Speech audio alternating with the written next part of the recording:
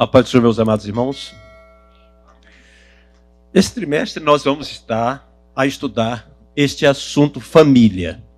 E o título da lição de abertura é SOS Família. Então cabe aqui duas explicações.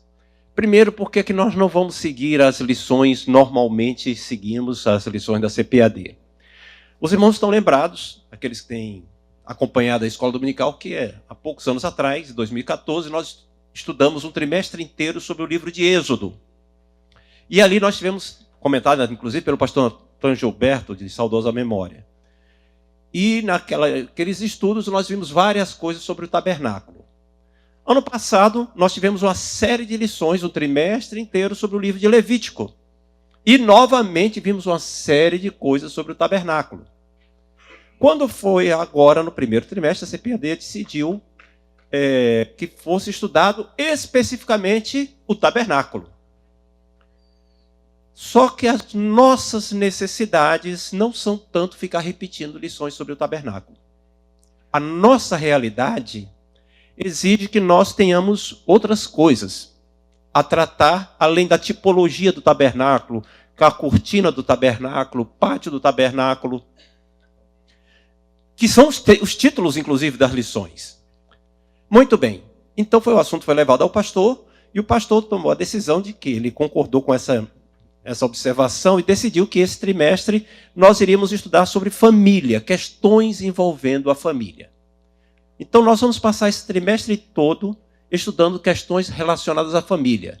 Não casamento apenas, mas também relacionamento com filhos, relacionamento com idosos, questões conjugais íntimas da família e questões de relacionamento com parentes que são da grande família e não do núcleo da família.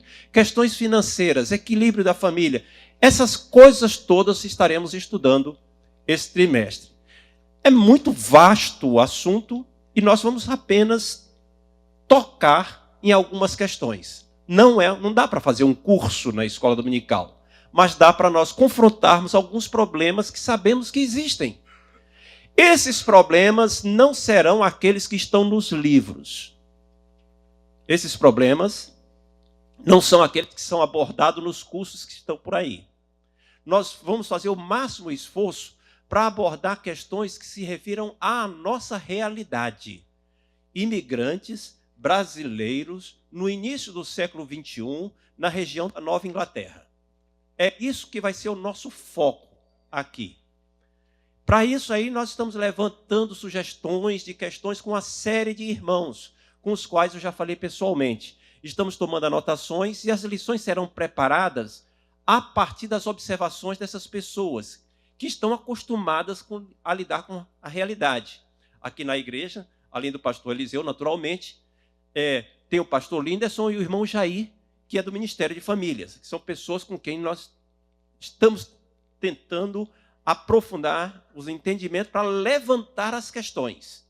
A partir das questões que forem levantadas, então as lições estão sendo estabelecidas. Amém? Bom, essa era uma primeira explicação. Uma segunda explicação é sobre a lição de hoje. SOS Família. Os irmãos sabem o que significa SOS? Em inglês é a sigla de Salve Nossas Almas, né? Mas é um sinal de, alguém falou aí, de socorro. É um sinal de socorro que é emitido, tá? Porque no código Morse é muito fácil. Lembra do código Morse? É aquele pipi, pipi, pipi, pipi, pipi, pipi. Tá?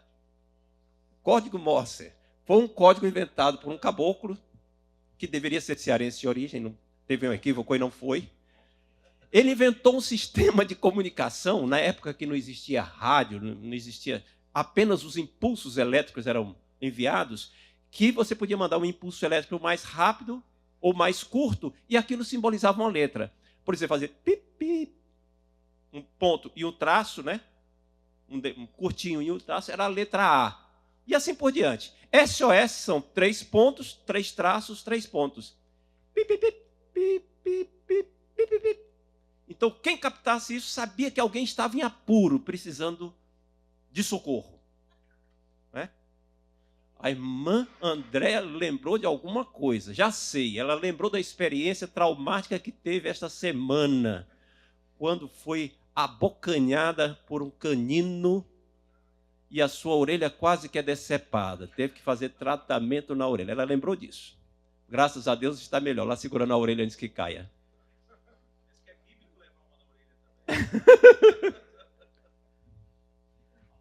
Muito bem. Por que nós estamos falando isso? Porque há um problema envolvendo famílias. Não as nossas famílias aqui apenas, a família como instituição no mundo ocidental. Ela está com problema. Então não é como se houvesse um clamor, um pedido de socorro. E é disso que nós vamos estar falando.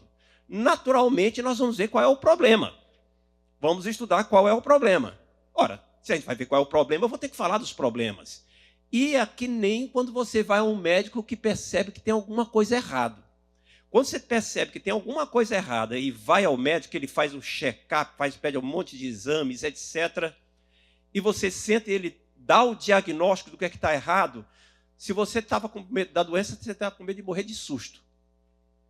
Porque o cara às vezes descobre tanta coisa que você não suspeitava que dá pavor. Muito bem. Mas a questão não para aí. A partir daí é que ele vai estabelecer o tratamento. Nesta primeira parte de hoje, eu vou passar um diagnóstico de por que nós precisamos falar isso daqui. E você talvez vá, no primeiro momento, ter a tendência de ficar assim meio depressivo. Ai, meu Deus, que desgraça. Vou cantar uma música portuguesa aqui. Não. Isso é apenas para a gente perceber que precisa abordar esse assunto. E a partir daí é que nós vamos desenvolvendo a cura para isso.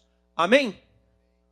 Tendo feito essa introdução, vamos então seguir esse sumário que está na folha de papel de vocês, que são 4 tópicos. Existe uma crise atingindo a família, o maravilhoso plano de Deus para a família, algumas causas da crise que atinge a família e, finalmente, Deus, o guia seguro para a cura da família. Há muitas coisas, muitas maneiras de se abordar esse assunto. Certamente, se a aula fosse dada pelo pastor Eliseu, pelo Silvio, ou pelo pastor Linderson, pastor Paulo, cada um de nós iria falar algumas coisas básicas e iria optar por outras coisas ligeiramente diferentes. Portanto, não estranhe se eu falar algumas coisas que não passam pela sua cabeça ou que eu deixe de falar algumas coisas que estão na sua cabeça. Não dá para falar tudo. Então, vamos lá. Primeira coisa, eu quero projetar essa frase. Dizer que a família inserida na cultura ocidental enfrenta problemas é minimizar os fatos. É mais realista dizer que a família está perdida. Está perdida no sentido de estar desorientada, está completamente sem saber para onde ir. A família como instituição jamais fracassará. É que nem a igreja. É uma instituição divina. A igreja não vai se acabar, nunca vai se acabar. A igreja nunca será vencida, e nem a família. O que pode acontecer são núcleos de igrejas terem problemas e se acabarem. Ou núcleos de família terem problemas e se acabarem. Mas a família como instituição vai permanecer para sempre. O que nós temos que zelar é pela nossa família. Ver o que é que nos atinge. Então, nós vamos ver agora alguns sintomas que atingem, da crise que atinge a família. Não é? E você está lembrado que sintoma é um indício, né? Uma percepção de que algo está alterado no estado normal. Veja esses dados aqui, por favor. Mais de 50% dos casamentos acabam em divórcio. E o número entre crentes não fica longe disso. Isso é um sinal de que tem alguma coisa errada. Sem dúvida nenhuma. E uma coisa que é desagradável de perceber é que essa crise aí está afetando de tal maneira que muitas pessoas pensam no casamento como algo descartável. Ah, não está dando certo, a gente deixa para lá. A gente tenta de novo. Isso está errado. Muitos obreiros têm sido flagrados traindo as esposas. A quantidade de obreiros que têm problemas matrimoniais por causa de traição é enorme. Isso é um sintoma da crise. E um outro sintoma que me deixou perplexo é a quantidade de esposas de pastores aqui na nossa região. Lembre que eu estou focando a nossa região. que abandonam simplesmente seus maridos e vão embora. Simplesmente. Depois que eu estou aqui, depois que eu estou convivendo com vocês aqui, já aconteceu 3 vezes com pastores que eu conheço. As esposas abandonaram a casa, foram embora. 2 foram para outro país. Outras estão vivendo com outra pessoa. Aliás, uma foi para outro país e 2 estão vivendo com outras pessoas por aqui. O que é isso? Crise na família. Um outro sintoma interessante desse problema dos divórcios é que a iniciativa dos divórcios, geralmente os divórcios são conceituais. A maior parte das separações, divórcios são consensuais. Mas quando são litigiosos, adivinhe, a iniciativa é mais das mulheres do que dos homens. 72% dos requerimentos de separação são das mulheres. E quando se trata de divórcio, 53%. Na cabeça da gente, geralmente é homem que arma e quer se divorciar e ir embora. Eu não sei quem é que arma ou quem não armou. Mas, estatisticamente, os dados dos cartórios, as mulheres é que estão querendo se divorciar. Mas é uma coisa meio complicada, porque a mulher é o núcleo ao redor do qual a família ali está crescendo.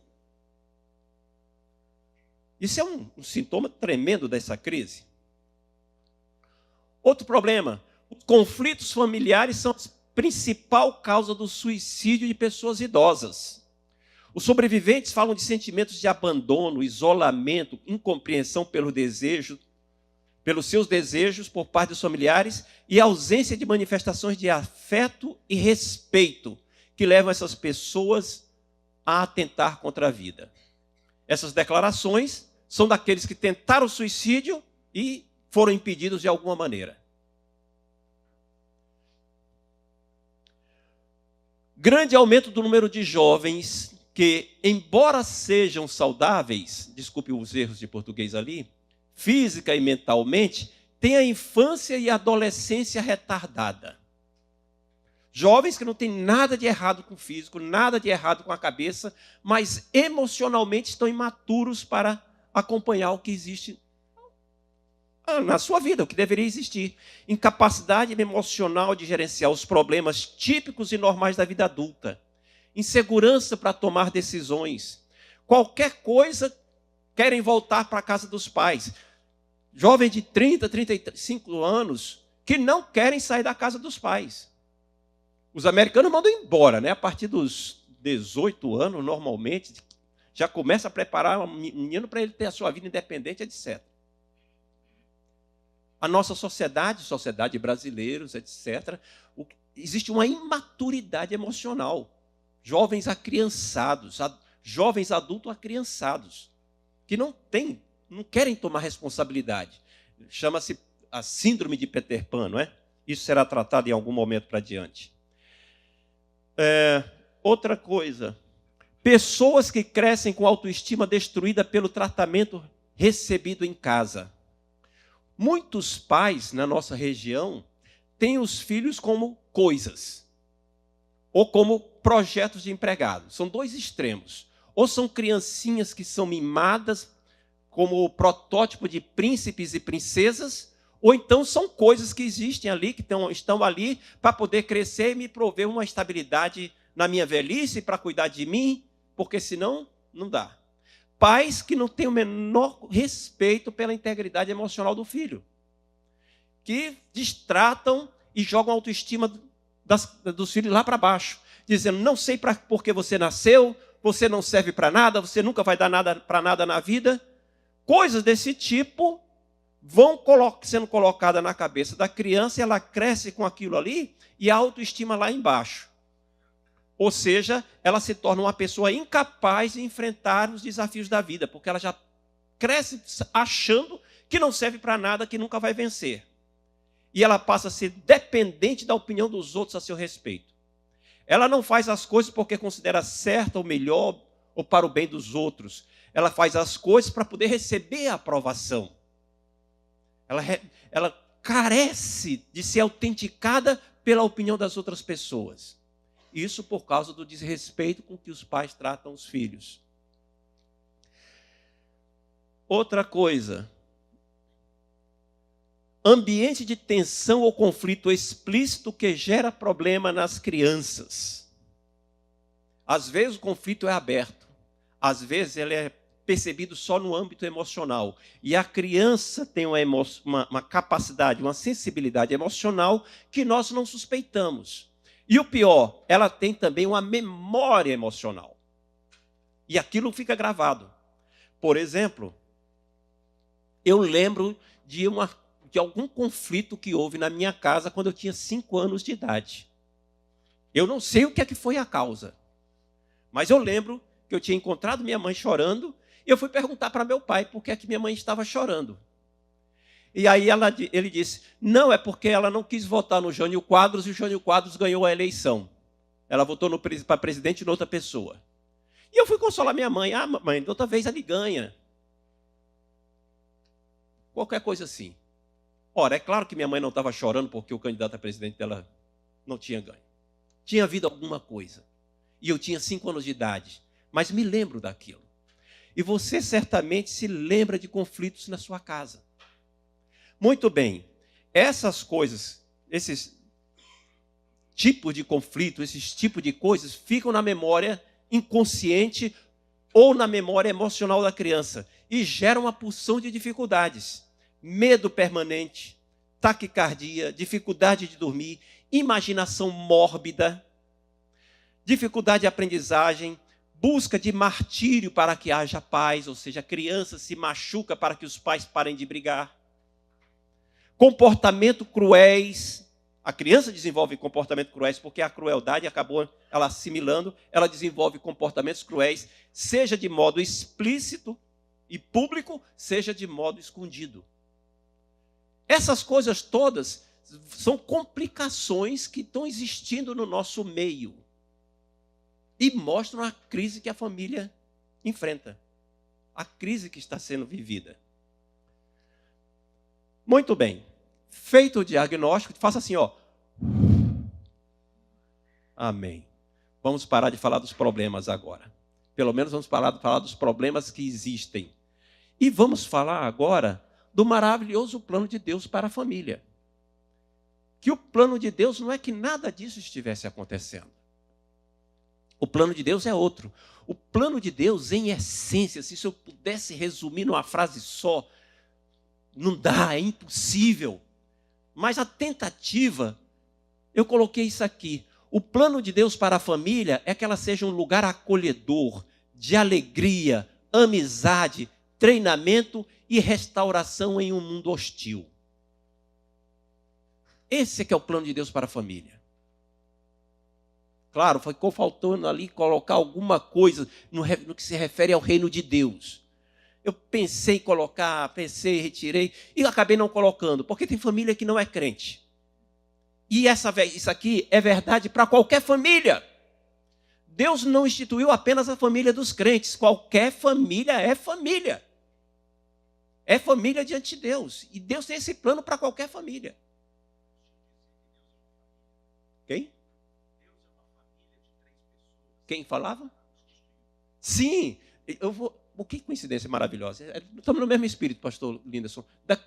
Daqui a pouco eu vou dar um toquezinho nisso daí. O que acontece aqui? Deus quer que a nossa vida seja uma vida em família e seja saudável. Seja vida em família alegre. Seja vida de família companheirismo. Agora, nossas famílias são 100% assim? Não, claro que não são. E aqui começa a transparecer que toda família pode ser melhorada. Todo relacionamento familiar pode ser aperfeiçoado. Nós não precisamos deixar que os problemas existem, continuem a existir, porque são assim, afinal de contas, minha família é melhor do que as outras. Talvez seja, talvez não seja, mas não é o caso. O caso é que Deus quer que sua família seja melhor, ela seja assim. Amém? Vamos destrinchar um pouco nisso aqui. Primeira coisa, eu vou destrinchar em alguns pontos, em alguns aspectos. O primeiro é esse aí, o companheirismo e a complementação mútua do casal. Gênesis capítulo 2, está na hora de abrir a Bíblia, não é? Está na hora de abrir a Bíblia. O pregador de quinta-feira falou tanto desse negócio de Bíblia aberta. E a gente até agora não abriu a Bíblia.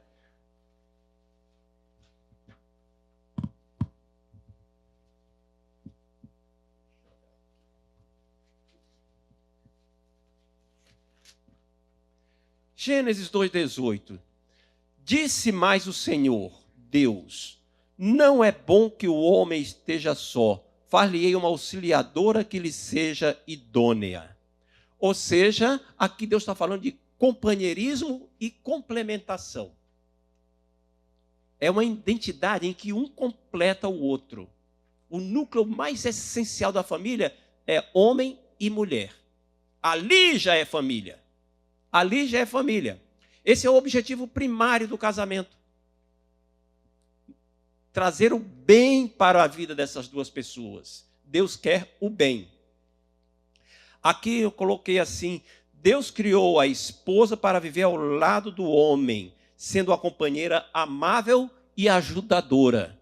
O papel da esposa vai ser visto numa outra lição, assim como o papel do marido também. Essa coisa que a gente lê aqui na Bíblia, esse versículo aqui, não deve nos levar ao exagero de achar que cada um completa o outro, no sentido de que sem o outro, o um é incompleto. Não. Cada ser humano é completo em si mesmo. Cada ser humano já é completo. São duas pessoas. E que quando se casam, continuam sendo duas pessoas. Sabe aquela analogia que se faz de duas metades de uma laranja que se juntam e formam uma laranja? Sabe como é que é? Esqueça aquilo. Não corresponde à realidade bíblica e nem corresponde à realidade dos fatos. O homem e a mulher se transformam em uma só carne, por causa da conjunção carnal. Porém, continuam sendo duas pessoas. Continuam tendo duas identidades, continuam tendo duas personalidades. Só que agora eles formam uma unidade em si mesmo diante de Deus. Os dois passam a ser uma só carne. Eles devem lutar para que haja um mesmo propósito. Devem lutar para que vivam em consonância. À imagem daquilo que o pastor Linderson lembrou. Deus é. Deus Pai é Deus Pai. Ele é uma pessoa. Deus Filho é uma pessoa. Assim como Deus Espírito Santo. O homem é uma pessoa, a mulher é uma pessoa. E a gente tem que refletir na nossa vida essa unidade. Deus quer que exista isso. Você já imaginou? Um casal que tem consonância, que tem, digamos assim, 70% de consonância e 30% só de coisas que precisam ser ajustadas? E se isso aumentar para 80% ou 90%? 100% é meio danado de chegar lá, né? 100% é um nível de perfeição. Mas se a gente chegar a 80%, já pensou quanta discórdia ia desaparecer? Quem é aí que eu...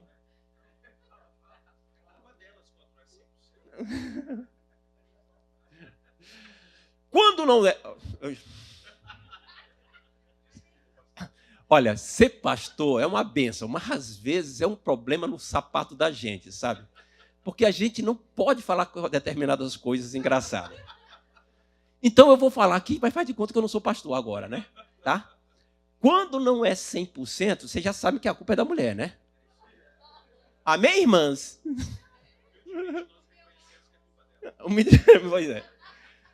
Pastor não pode ficar falando essas coisas assim sempre. Pelo menos me dê licença de vez em quando. Mas veja só que bênção seria uma família que tivesse esse nível de acordo. Muito bem. Um segundo propósito desse plano de Deus. O prazer amoroso da vida conjugal. O prazer amoroso da vida conjugal. 2:24 de Gênesis diz assim: por isso deixar o homem pai e mãe e se une à sua mulher, tornando-se os dois uma só carne. De que é que está falando aqui? Ai, pastor Daniel, é daquilo. É daquilo mesmo. É daquilo mesmo. Está falando da sexualidade humana, do prazer, do desfrutar do prazer sexual. Esse é um propósito de Deus. Que o sexo seja uma fonte de prazer, de alegria, de complementação, de realização. Não como os animais, que também tem o seu nível de prazer, mas nós não somos animais. O ser humano não pode reduzir a sua vida sexual à realização de um instinto animal. Isso é baixar muito o nível daquilo que nós somos. Aquilo que nós somos como seres humanos, principalmente como servos de Deus. Agora não é cair no outro extremo de dizer que aquilo é uma coisa tão reservada que tem que ter um buraquinho no lençol.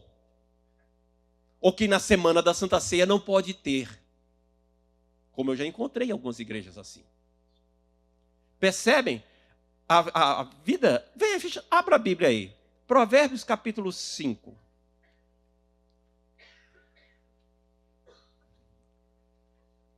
Provérbios capítulo 5.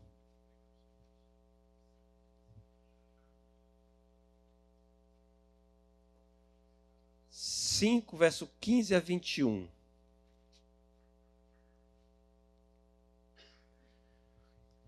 Bebe a água da tua própria cisterna, das correntes do teu poço. Aqui o Salomão, ele está empregando, o escritor aqui está empregando uma linguagem que se chama eufemismo.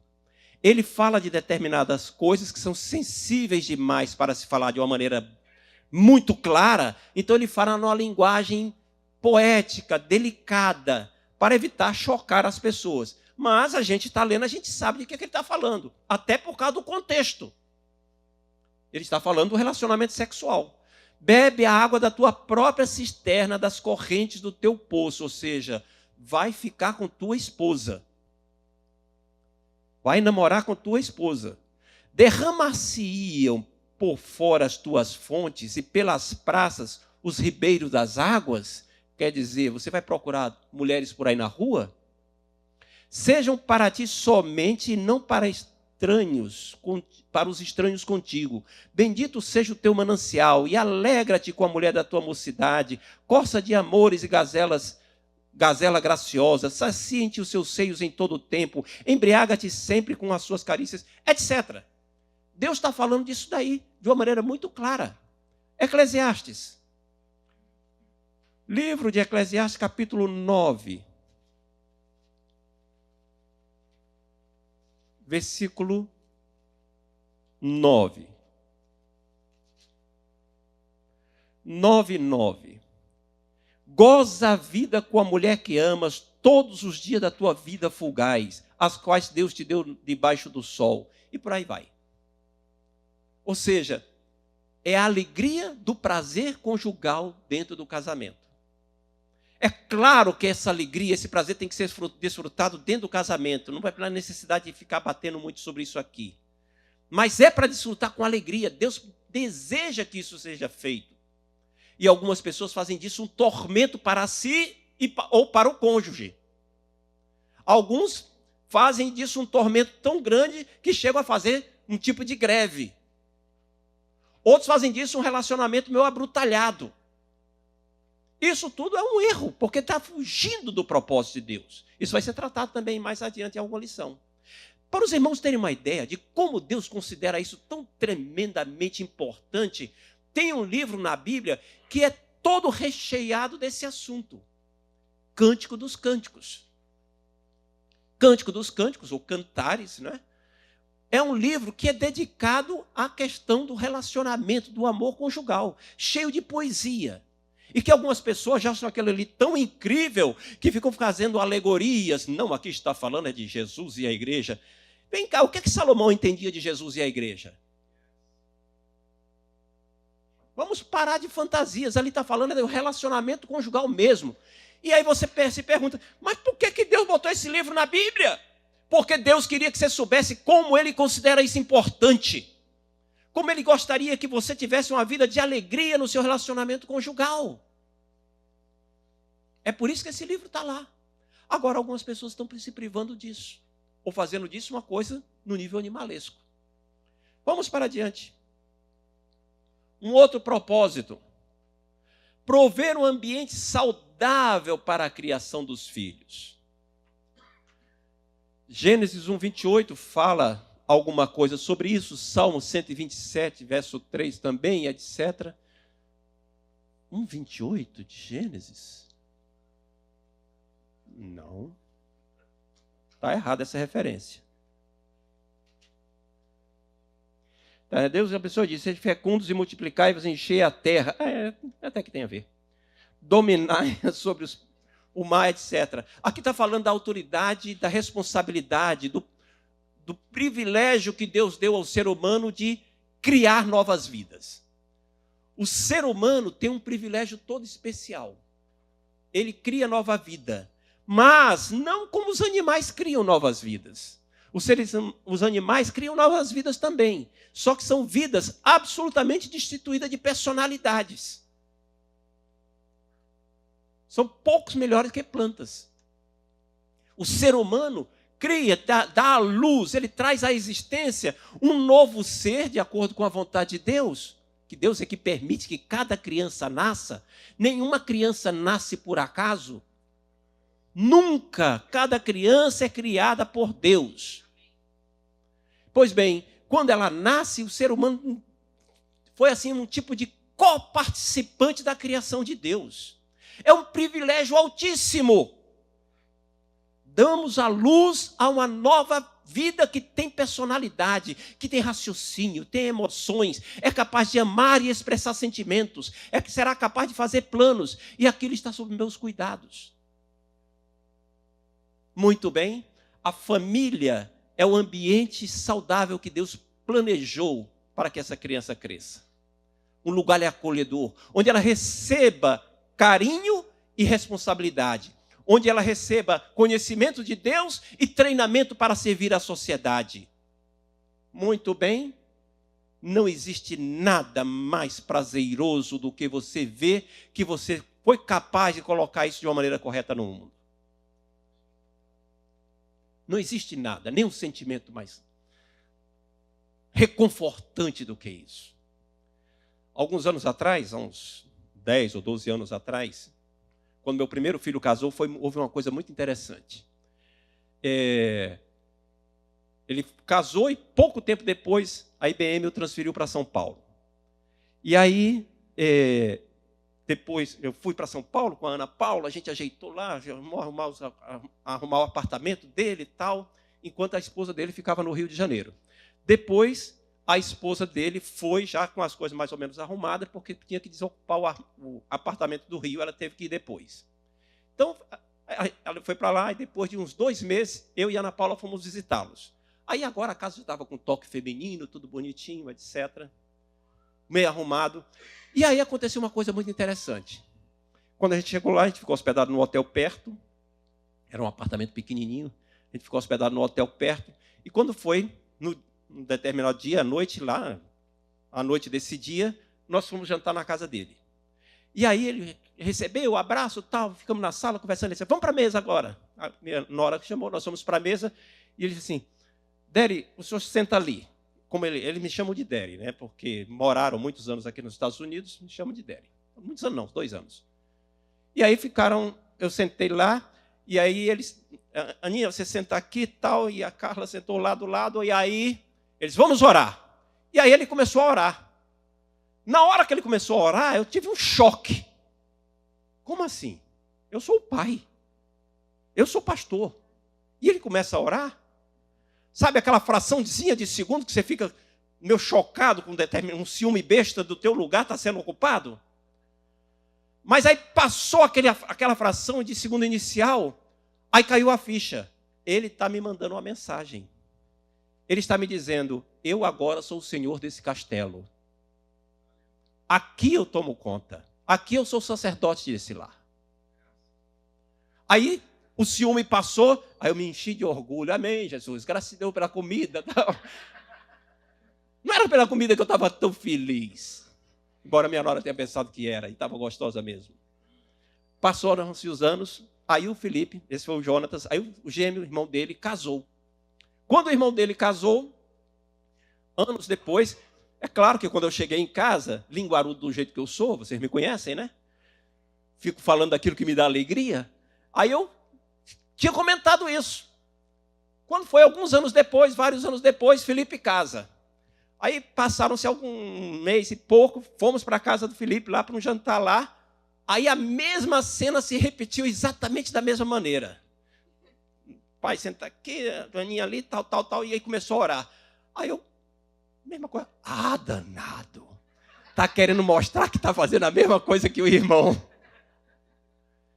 Irmão, isso é muito gostoso. O privilégio que você, como pai, como mãe, tem de colocar alguém que agora vai ser independente na vida, vai orientar a tua família, vai tentar transmitir aquilo que você ensinou, vai apresentar uma nova vida diante de Deus, vai criar seus filhos. Pois não, pastor Linda?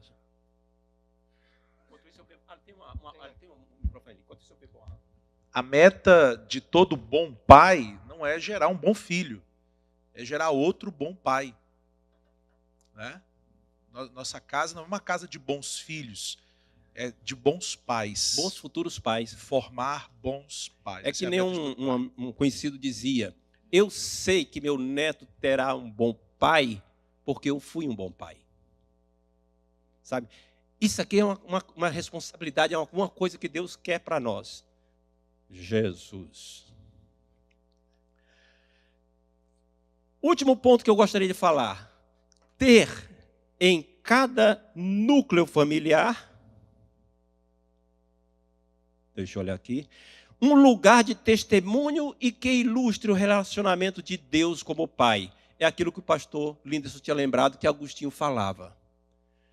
Deus quer que cada famíliazinha, cada lugar onde que nós vivamos, seja não apenas um lugar onde as pessoas convivem em alegria, em harmonia, em acolhimento e amizade, mas aquilo ali seja também um reflexo do ambiente que Ele está preparando para nós, como nosso Pai Celestial, do ambiente que Ele vivia desde a eternidade, um lugar onde existe um círculo de amor nos envolvendo o tempo inteiro, envolvendo nossos corações, ou como os teólogos gostam de falar, não é? Pericorese.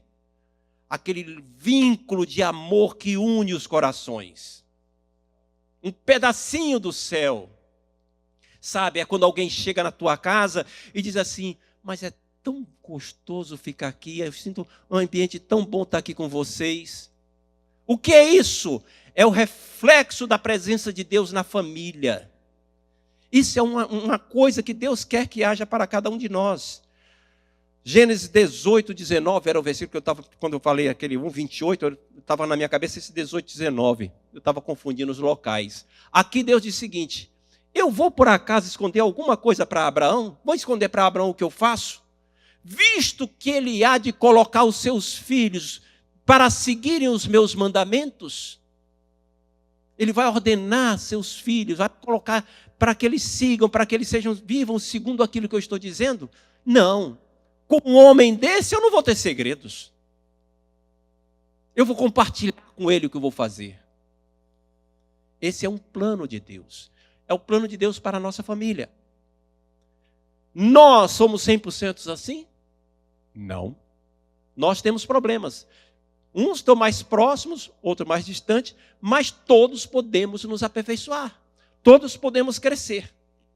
E por que não somos assim? Por causa de algumas coisas que afetam a nossa família. Coisas que precisam ser vencidas. E eu gostaria de passar algum tempo falando dessas coisas, desses problemas.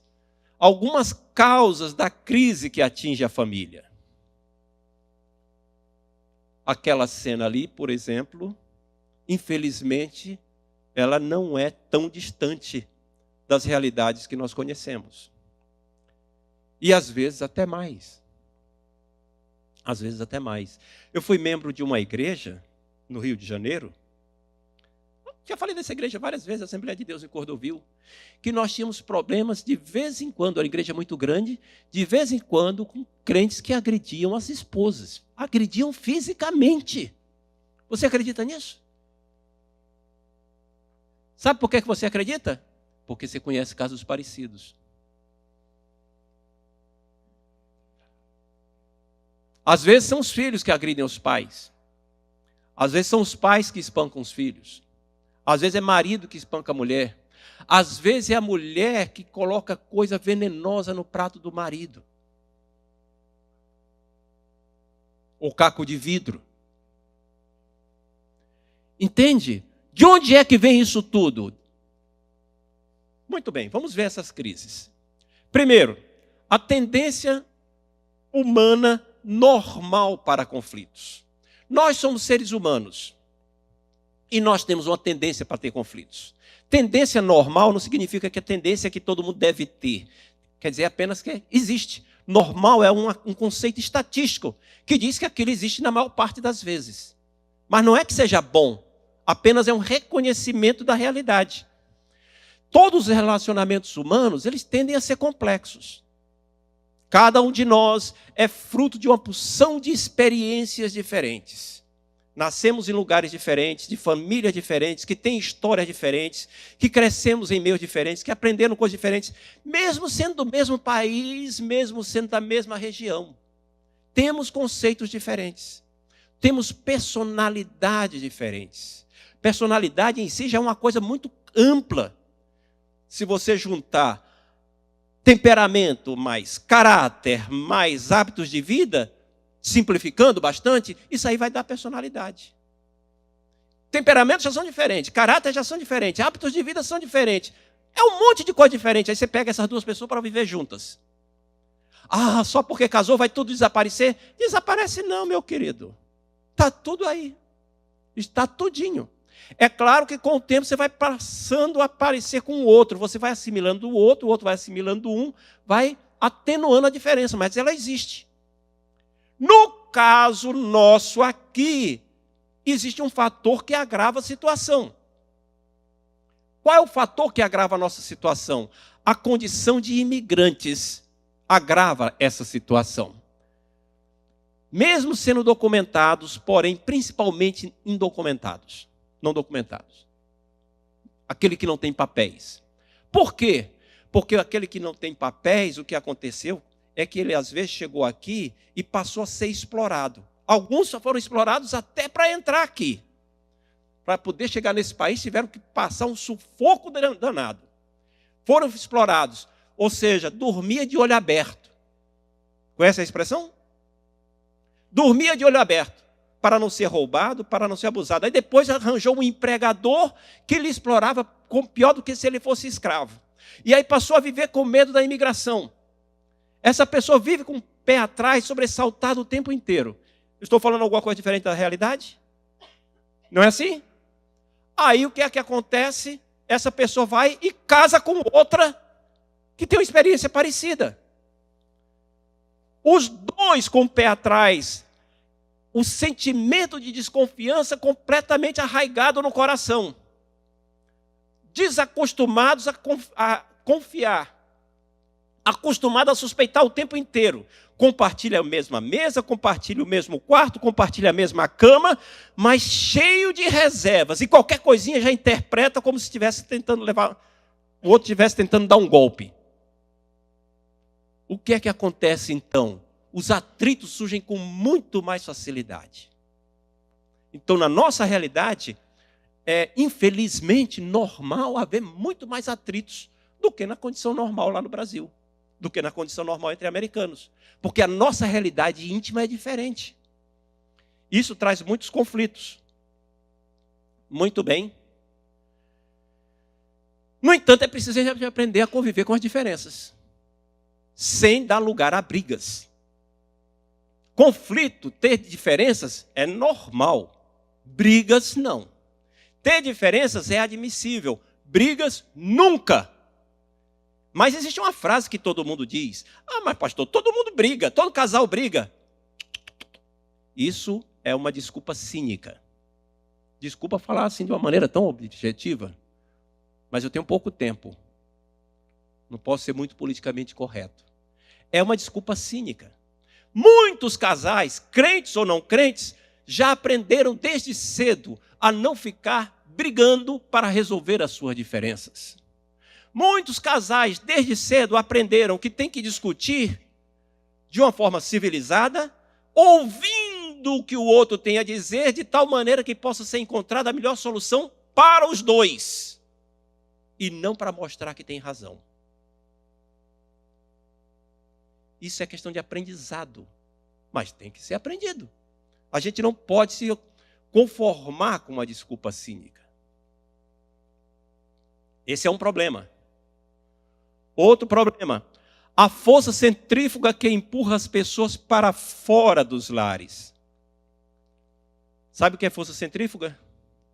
Sabe aquela força que te empurra para o lado de fora da curva, quando você está dirigindo e entra numa curva com uma velocidade muito grande, o carro fica te jogando para o lado assim? Aquilo ali é a força centrífuga, aquilo tende a jogar para fora. Tá? Chama força centrífuga. Muito bem, nós vivemos num ambiente que existe isso. Existe toda uma estrutura mental da sociedade para fazer com que o lar exploda. Não sei até que ponto isso faz parte de uma mentalidade maligna. Não sei. É muito fácil botar a culpa no diabo de tudo. Mas talvez não seja, talvez seja, não sei. Não vou entrar nessa questão. O fato é que existe esse fenômeno. Uma quase exigência que as mulheres trabalhem fora. Uma quase exigência que os filhos passem a maior parte do tempo fora de casa. Quer seja na escola, quer seja em outras atividades, quer seja fazendo alguma coisa. O que está acontecendo? As famílias passam a viver muito tempo fora de casa, sem convivência uns com os outros. E quando convivem uns com os outros, a tendência é se isolarem dentro de casa. Cada um tem o seu quarto, cada um tem sua televisão. Cada um tem o seu computador. Claro que a vida moderna exige que hoje em dia, crianças, adolescentes tenham seus computadores. Não dá mais para ser como era há 20 anos atrás, que bastava um computador para todo mundo. Mas por que ter cada um um televisor dentro de casa? Por que tem que ter um televisor na sala, um no quarto do casal e um no quarto de cada filho? Por quê? Ah, não, porque senão dá briga. Ah, mas aí é que está. As pessoas têm que aprender a conviver e a resolver as suas questões. E na família é o lugar onde nós aprendemos isso. Ah, mas vai dar confusão. Não, não vai dar confusão. Vai dar discussão. Vai dar desacordo. Mas vai se chegar a um acordo. As crianças vão ter que aprender a negociar. E quando o pai ou a mãe quiserem ver a televisão, eles vão ter que aprender que existe uma hierarquia dentro de casa.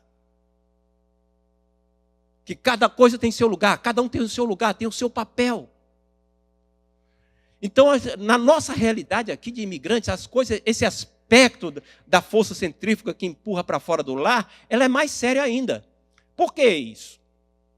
Porque, em regra, nós imigrantes não nos conformamos em ter o ganha-pão. Nós queremos melhorar de vida. Nós saímos da miséria e queremos chegar aqui e nos estabelecer de tal maneira que a gente possa compensar aquilo ali e deixar um futuro melhor para os nossos filhos. E às vezes ainda manda dinheiro para o Brasil. E às vezes ainda fica comprando uma terrinha lá e uma cabecinha de gado. E aí tem que trabalhar muito em sacrifício da família. Em sacrifício da família. Ora, é exatamente aquilo pelo qual você deveria estar lutando que você está fazendo com que se acabe. Muito bem. São os fenômenos de cidades dormitórios, não é? Outro assunto, o descrédito do casamento. Muitos acham que casamentos são, já falei um pouquinho sobre isso, podem acabar se não der certo. Ah, infelizmente acabou. Que é isso, meu querido? Para com isso. Casamento acabar é uma desgraça e tem que ser encarado assim.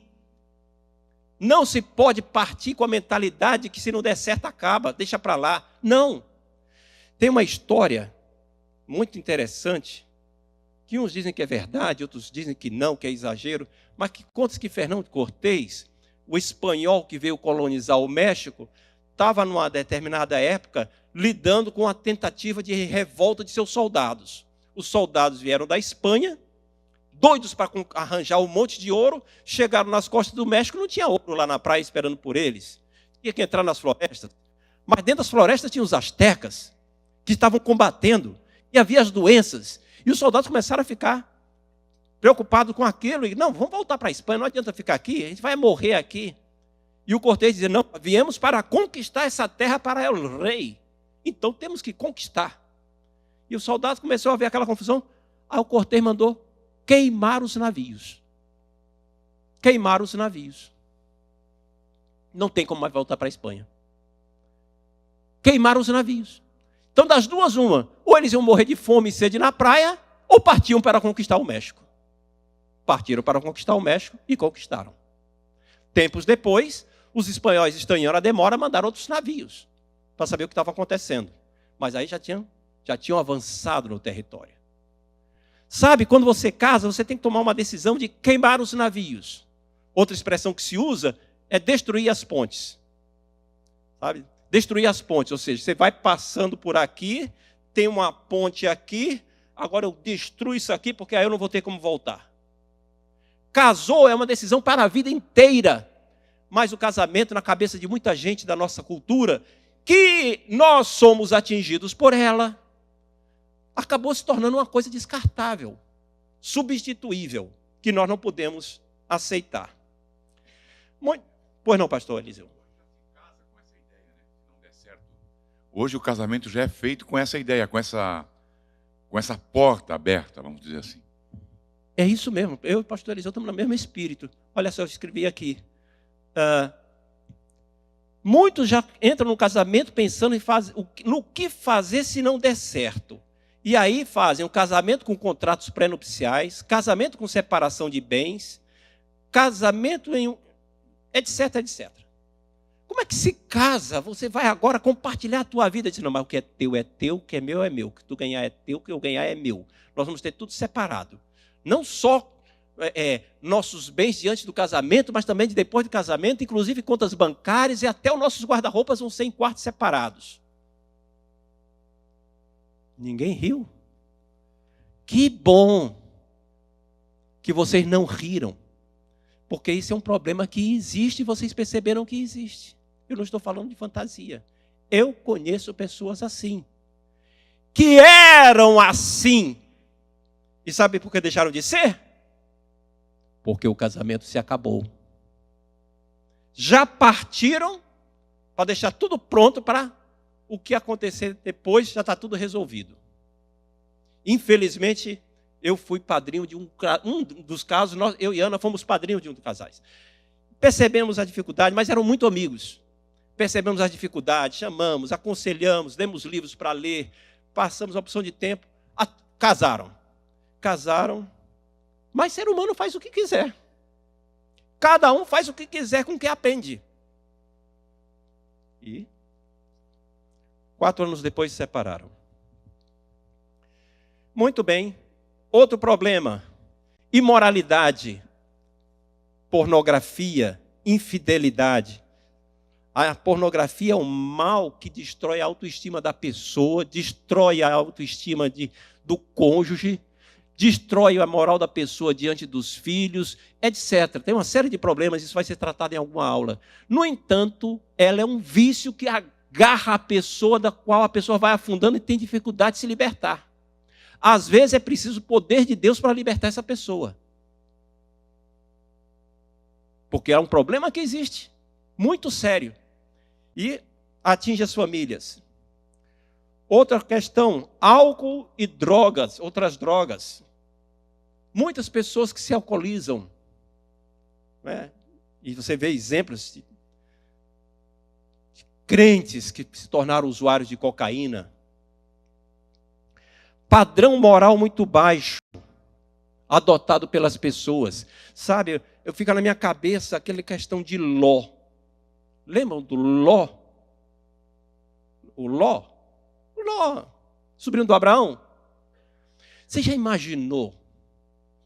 Ló, ele escolheu morar nas campinas de Sodoma e Gomorra. Mas a cidade era muito brilhante, a cidade era muito próspera. E aí Ló vai morar em Sodoma. Deixou suas riquezas, boa parte delas lá no campo, naturalmente. Não dá para criar gado dentro da cidade. E foi morar dentro da cidade. Muito bem, você sabe a história. Mas você imagina como Ló se arrependeu de ter ido morar em Sodoma?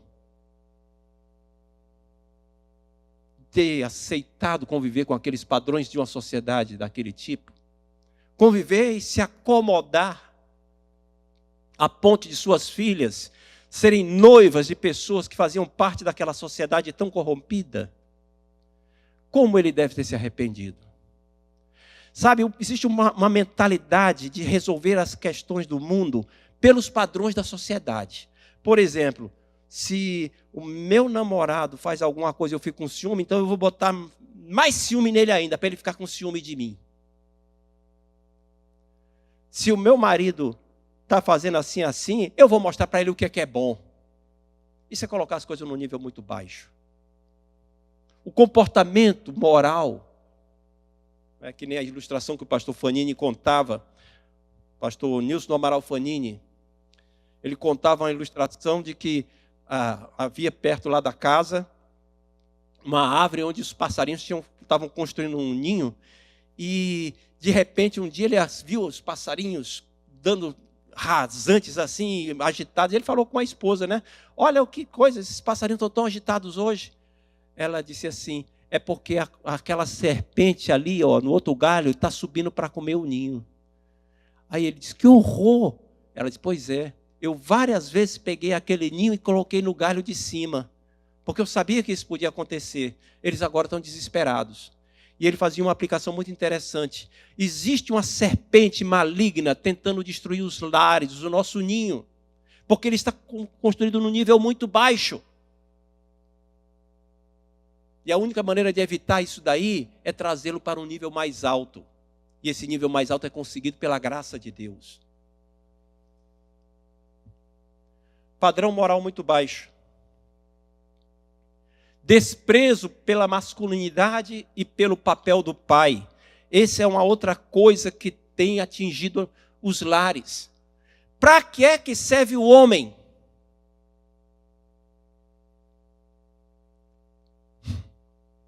Quando eu vim para Boston, primeira vez que eu vim para Boston, quando eu vim para Boston para morar aqui há algum tempo, eu vim para carregar as malas da Ana Paula, trocar carrapeta, trocar a lâmpada e matar barata no canto. Né? Muito bem, os filhos já estavam criados, não tinha muito o que fazer. Aí foi aí que apareceu o convite para eu ficar morando aqui. Muito bem. Algum tempo atrás, conversando com uma moça, ela disse assim, não, só recentemente, quando eu encontrei alguém, uma moça, hoje em dia ela tem 41 anos, alguma coisa assim, só depois de 25, 30 anos, é que eu fui saber para que serve um pai. Porque ela era filha natural de alguém, não era filha legítima. É que eu fui saber para que existia um pai. Porque até então eu não sabia para que existia um pai. O que ela estava querendo dizer? A sociedade hoje em dia despreza completamente o papel do ser humano do sexo masculino. Despreza, humilha. Você vê isso, por exemplo, nos filmes de TV que passam na televisão. Você vê nos seriados como Simpson. O pai é o grande bobalhão. Você vê nas propagandas de televisão, em que as crianças geralmente dizem, Daddy, e o pai é o grande idiota. Até a sogra sabe alguma coisa que é mais esperta do que o pai. Para humilhar mesmo. Tem uma propaganda de um grupo dental que o camarada está lá no carro e falando feito besta, feito bobo, e aí a sogra de trás é que dá um palpite lá que encaixa o camarada. Por quê? Porque existe um desrespeito, uma desconsideração, um descrédito pelo papel do ser humano na questão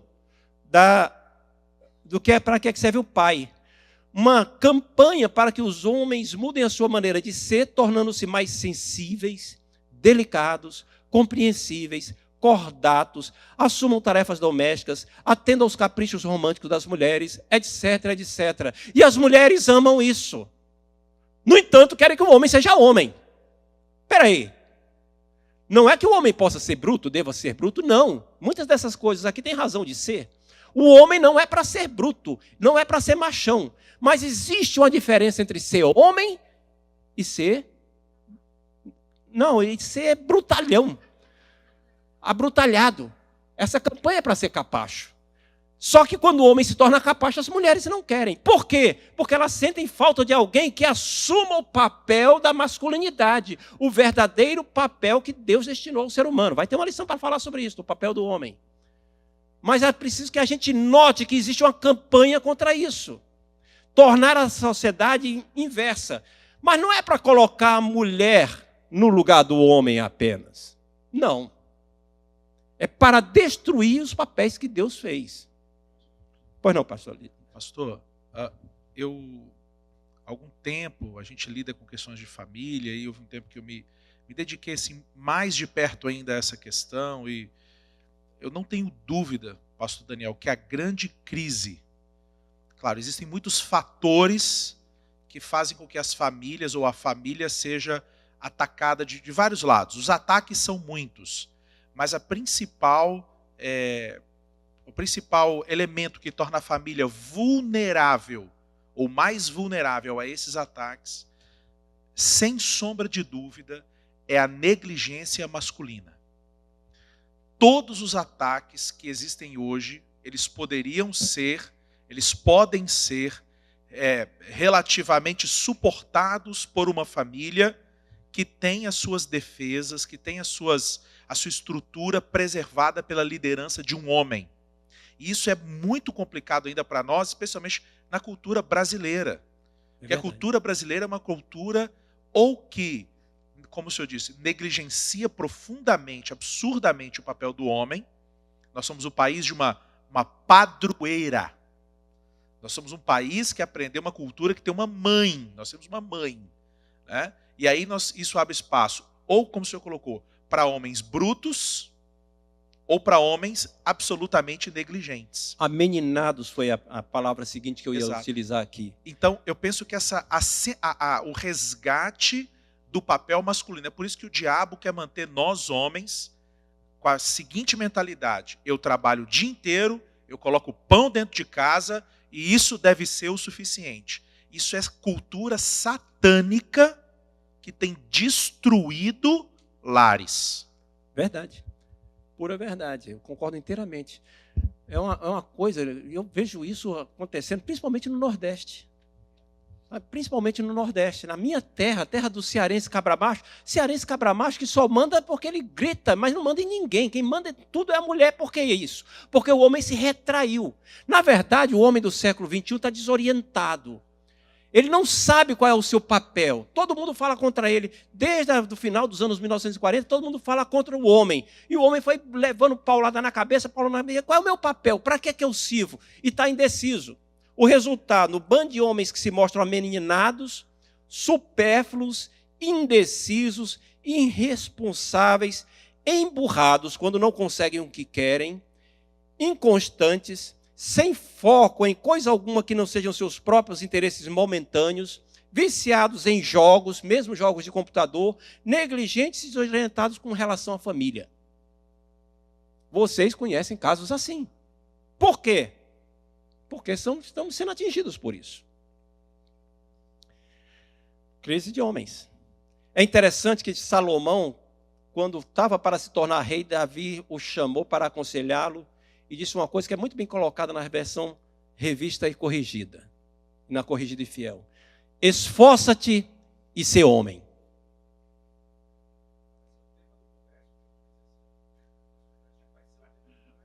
Esforça-te e sê homem. Ou seja, ser homem não é fácil, tem que fazer esforço. É diferente de ser macho. É diferente de ser apenas um brutamontes dentro de casa. Adiante. Egocentrismo e imediatismo, a preocupação de se sentir feliz. Ou seja, é quando o homem, a mulher ou o adolescente fazem com que a família deva girar em seu redor, ao redor dos seus interesses momentâneos. Daqui a pouco pode ser que eu pense diferente, mas agora o que eu quero é isso. E bate o pezinho, e a mulher grita, e o homem esperneia. Que é isso? O que está acontecendo? É a visão egoística. E às vezes esse egoísmo, o objeto desse egoísmo não está em casa, não é um iogurte que tem na geladeira ou uma fatia de queijo. Às vezes é uma outra pessoa que está fora de casa. E aí a pessoa vai atrás dessa pessoa. Às vezes é uma diversão que está do lado de fora. Ou às vezes é um produto que está à venda na loja e a pessoa quer aquilo ali. Mesmo com o sacrifício dos interesses da família. É o egoísmo ou o egocentrismo, ou seja, o eu no centro, imediatista. O que eu quero agora. Muito bem. E tem aí uma opção de outras coisas que não vai dar para falar sobre isso, mas eu sabia que não daria para falar, mas coloquei na sua folha para que você tenha aí uma coleção de algumas coisas a mais. Não é? Eu quero terminar falando sobre isso daqui. No meio dessa desgraceira toda, oh, glória a Deus. Você pode ler aquilo comigo?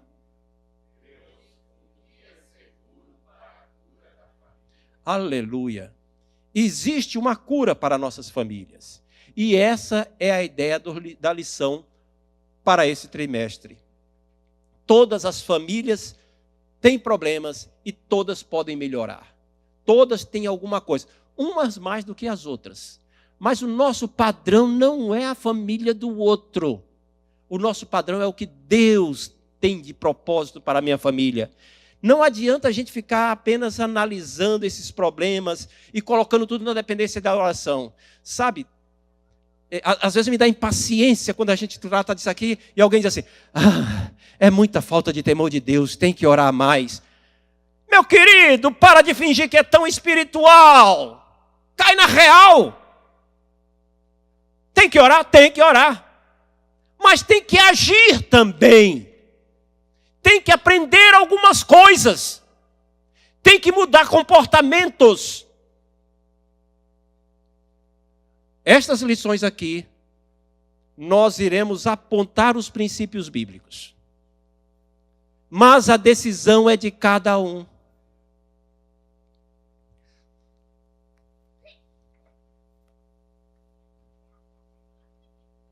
Que beleza, não? Alegrei-me quando me disseram, vamos à casa do Senhor. Voltando aqui. Todos estamos sujeitos a crises na família e elas com certeza irão bater a nossa porta. Quantos aqui já tiveram algum tipo de crise na família? Levanta a mão assim, por favor. Eu vou deixar a minha levantada. Muito bem, baixa a mão. Quantos sabem que irão ter outra crise na família? Levanta a mão aqui. Haverá crises. Haverá crises. Por quê? Porque a vida é dinâmica. A vida fica mudando. As pessoas mudam de mentalidade. A situação muda ao nosso redor. As coisas mudam. E com a mudança das coisas, as crises batem na porta. Às vezes é um desemprego. Às vezes é um relacionamento do filho que não está indo bem. Às vezes é uma questão de morte. Às vezes é uma questão de acidente, de hospitalização. Muitas independem da gente, as crises aparecem. No meio da crise, nós temos que aplicar princípios. Agora olhe, por favor, para mim. Elas estão fazendo o que é natural para elas. Olhe para cá. No meio da crise, você tem princípios que são ensinados pela palavra de Deus, que nós falaremos aqui. No entanto, a decisão sobre o que vai ser feito a esse respeito cabe a cada um dos que está aqui. A cada pessoa que está ouvindo essa mensagem. Cabe sempre a cada um de nós. Não vai adiantar de nada nós termos essas lições aqui e você dizer, é verdade, a situação é essa. E não tomar uma decisão. E depois de tomar essa decisão, fazer alguma coisa a esse respeito. Porque nós somos muito bons em tomar decisões e não fazer nada a respeito. Somos. Nós somos muito bons de fazer um assentimento mental. Dizer, eu concordo, é assim mesmo. Fala, meu querido.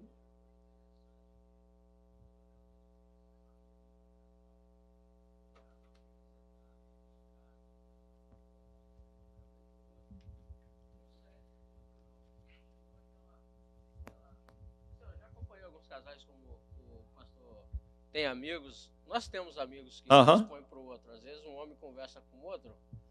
Um conversa com o outro a respeito de como é o casamento, como ele deve suportar um ou outro, conversando. Mas quando chega ao ponto do esposo ou a esposa chamar para poder conversar, expor o problema para poder melhorar, uma parte não cede. Aí você fica tomando água com açúcar. Chega uma hora que você é tipo um beija-flor, fica beijando a flor, beijando a flor, beijando a flor. E nunca produz mel. O pastor Gilberto dizia, beija-flor, está lá o dia todo beijando a flor e nunca produz mel. Você tem razão. Por que que acontece isso? A vaidade humana de querer manter a razão, de não arredar o pé, faz com que o problema continue. Como é que a gente contorna isso? Nós temos que decidir melhorar. Em que é que nós vamos investir? Eu quero uma família saudável? Amém? Quero. Eu quero que minha família seja um lugar acolhedor, alegre, saudável, frutífera diante do Senhor, que seja um lugar para treinamento das crianças, uma embaixada de Deus no céu, um lugar onde as pessoas se sintam melhor, um lugar para onde as pessoas tenham ânimo de voltar, queiram regressar. Eu quero isso? Quero. Então eu tenho que fazer alguma coisa. Amém? Por favor, para terminar, fale comigo o texto de Tiago 1:22. Vamos dizer todos, aquele que está amarelo? Tornai-vos. Amém? Que Deus nos abençoe em nome de Jesus.